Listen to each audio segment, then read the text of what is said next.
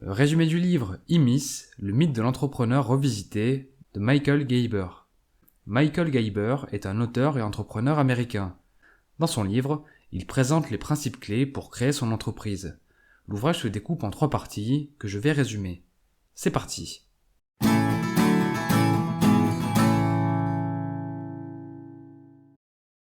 Commençons par le mythe de l'entrepreneur. La plupart des créateurs d'entreprises commencent par travailler pour quelqu'un d'autre. Ils se mettent ensuite à créer leurs propres produits ou commercialiser leurs services afin de développer leur indépendance. La perspective d'être leur propre patron et faire ce qu'ils ont décidé devient une obsession de tous les instants. Ils travaillent corps et âme pour développer leur projet, qui se transforme progressivement en corvée et devient finalement un emploi. Cela vient en partie du fait qu'ils ont tendance à regarder leur entreprise sous le prisme de la technique et du travail. Pour mieux comprendre cette idée, Michael Geiber explique que les créateurs d'entreprise sont 3 personnes à la fois, un entrepreneur, un manager et un technicien. L'entrepreneur est le visionnaire. Il s'agit de la personnalité créative qui œuvre pour satisfaire une vision. Le manager est le côté pragmatique. C'est la personnalité qui planifie, ordonne, rend l'inconnu prévisible. Le technicien est le faiseur, ayant pour credo « si vous voulez que les choses soient bien faites, faites-les vous-même ». Pour reprendre l'image donnée dans le livre, l'entrepreneur vit dans le futur, le manager dans le passé et le technicien dans le présent. Il faut comprendre que nous avons tous un entrepreneur, un manager et un technicien en nous. Pour l'auteur, si ces 3 personnes occupaient toute la même place en créant un équilibre, nous serions des personnes incroyablement compétentes. L'entrepreneur aurait tout loisir d'explorer de nouveaux centres d'intérêt, le manager renforcerait la base opérationnelle et le technicien effectuerait le travail. Autre point, pour faire prospérer une entité, il est vital de comprendre chacune des phases de sa création. D'abord, il y a le stade de l'enfance. Le propriétaire et l'entité sont alors une seule et même chose. Le travail fourni fait prospérer l'entreprise. Mais très vite, la charge de travail devient trop importante. C'est à ce moment que si l'entrepreneur craque, l'entreprise fait faillite. Il y a ensuite le stade de l'adolescence qui débute au moment où le créateur décide de solliciter de l'aide. La clé est de déléguer le travail technique que l'on n'a plus le temps de réaliser. C'est à ce moment que les capacités de planification et d'organisation du manager sont précieuses. Toute entreprise adolescente atteint un stade où elle va au-delà de sa zone de confort. À ce stade, il existe 3 mesures. Revenir au stade de l'enfance, tomber en faillite ou s'accrocher et survivre. Pour survivre à l'adolescence, l'entrepreneur doit être amadoué, nourri et doit bénéficier de tout l'espace nécessaire pour grandir. Le manager a besoin d'être soutenu afin de créer de l'ordre et transformer la vision de l'entrepreneur en action. À terme, une entreprise à maturité connaît les résultats qu'elle souhaite voir aboutir et possède un plan pour les atteindre. L'entité est alors un système de production de résultats permettant de dégager des bénéfices sans que le propriétaire ait besoin d'intervenir. En fin de compte, la clé est de créer un modèle d'entreprise équilibré afin que l'entrepreneur, le manager et le technicien trouvent tout naturellement leur place et les bonnes missions à mener à bien. Enchaînons maintenant sur la deuxième partie, la nouvelle approche de l'entreprise. Michael Geiber explique que le modèle idéal d'entreprise est la franchise, ou plus précisément, la business format franchise. Avec une franchise simple en nom propre, le franchiseur accorde le droit aux petites entreprises de commercialiser localement des produits.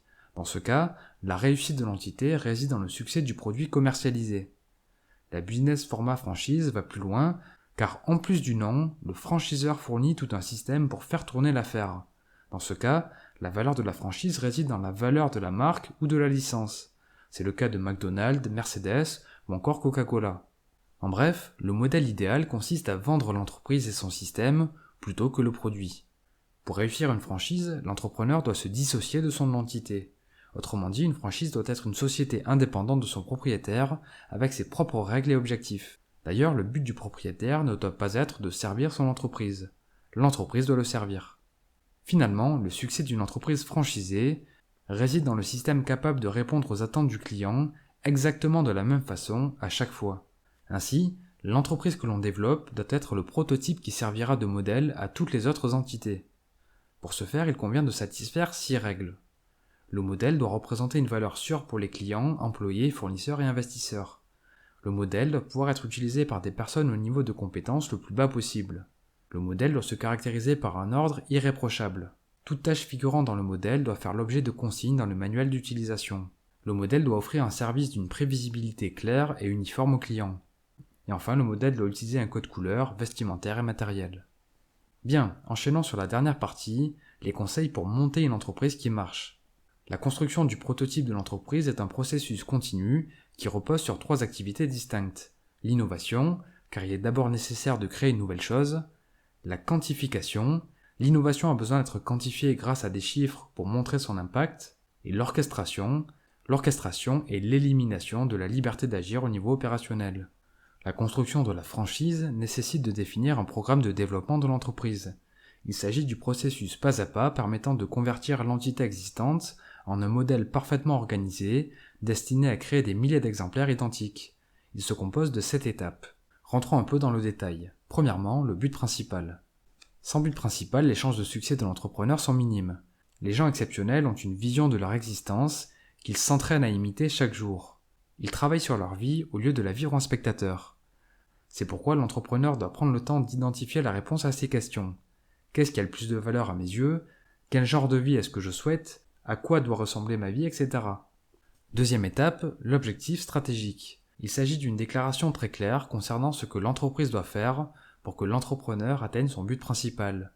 À ce propos, une stratégie et un plan sont utiles pour promouvoir l'entreprise envers les banquiers, les partenaires ou les investisseurs.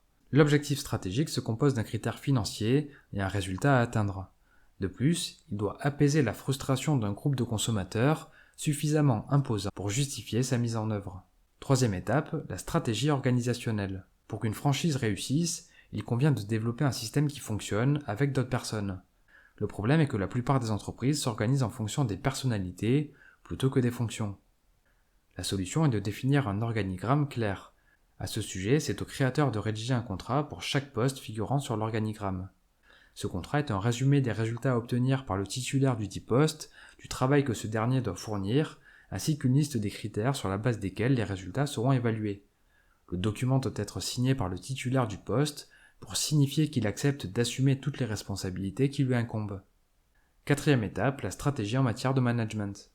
La clé est d'intégrer à son prototype un système qui couvre l'aspect managérial. Le rôle du système de management est de transformer les problématiques des employés en opportunités. Le processus de prise de décision doit être orchestré pour éliminer le besoin de prendre des décisions. Cinquième étape, la stratégie concernant le facteur humain. Du point de vue de l'auteur, il est impossible d'obliger les employés à faire toutes les tâches. De ce fait, si le propriétaire souhaite que certaines choses soient faites, il doit créer un environnement au sein duquel il est plus important de faire que de ne pas faire. Pour cela, l'entrepreneur doit communiquer des règles du jeu au début de la relation avec chaque employé, au moment où ils rejoignent l'aventure. Sixième étape, la stratégie marketing. En matière de marketing, ce que l'on souhaite est accessoire. C'est ce que souhaite le client qui est important. Tout l'enjeu est de trouver les besoins perçus et de le satisfaire. À ce titre, les 2 piliers d'une stratégie marketing réussie sont le profil socio-démocratique, qui sont les clients, et le profil psychographique, pourquoi ils achètent. Pour définir ces 2 profils, l'auteur suggère de sonder directement les clients en leur posant la question, par exemple via un sondage envoyé par mail. Septième étape, la stratégie concernant les systèmes. Un système est un ensemble de choses, d'actions, d'idées et d'informations qui interagissent entre elles et, ce faisant, influencent sur d'autres systèmes. Il y a 3 types de systèmes. Les systèmes rigides, les choses inanimées qui ne sont pas vivantes, comme un ordinateur, les systèmes souples, les choses animées et vivantes, comme un individu ou une idée, et les systèmes d'information, les choses en interaction entre les 2 autres types de systèmes, comme par exemple le contrôle des stocks, la prévision de trésorerie, ou alors des récapitulatifs des volumes de vente. Une fois de plus, la clé est d'intégrer l'innovation, la quantification et l'orchestration dans les systèmes que l'entreprise développe.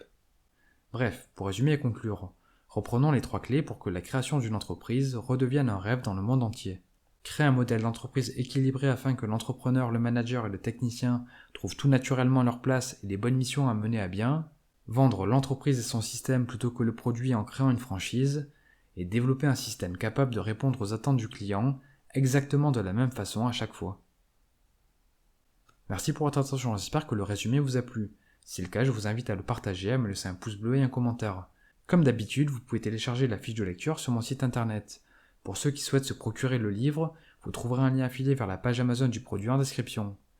Pour finir, je vous suggère de vous abonner à la chaîne et d'activer la cloche de notification pour être informé lorsque de nouvelles productions paraîtront. C'était Mr. Fanjo, à très vite.